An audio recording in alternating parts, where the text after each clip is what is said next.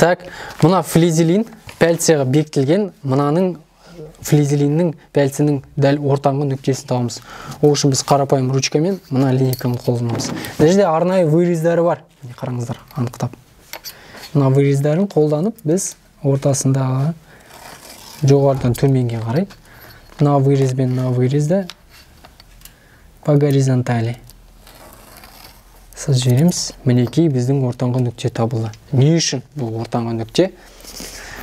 Мына матаның қай жеріне вышивка жасалынады, соның дәл ортаңғы нүктесін, мына қай жерге біз жаңа дәл ортаңғы нүктесін таптық, сол екеуін бір-біріне келтіреміз.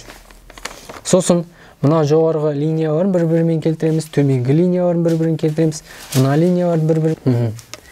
Сұрақ, яғни не үшін біз осыларды линияларды бір-біріне келтіреміз, осындай көмекшілерді қолданамыз. Осылардың арқасында жасалынатын вышивка дүп-түзу болады. Яғни біз қалай оны көргіміз келеді, тура солай вышивка жасалынады.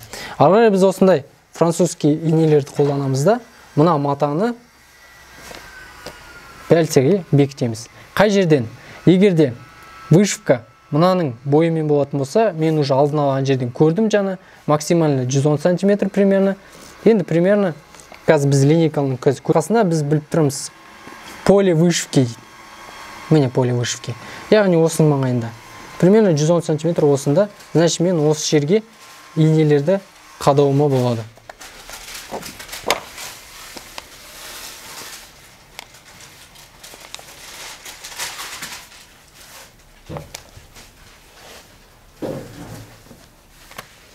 Мына жаққа қадаймыз.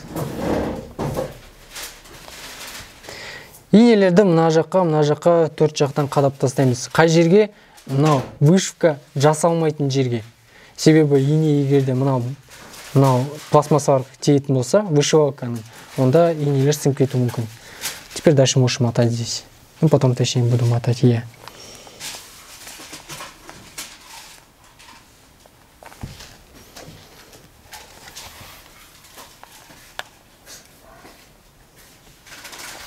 Все, біз матаны мына пәлсеға бекіттік.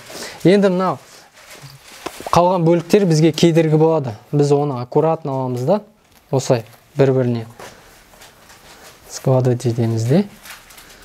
Қарапайым прищепкалар бар, солармен қыстырып қоямыз. Кеттік. Міне бағана айтқан прищепкалар, оларды аламыз да, осылай қыстырып қоямыз. Осылардың арқасында мына мата бізге кедергі болмайды.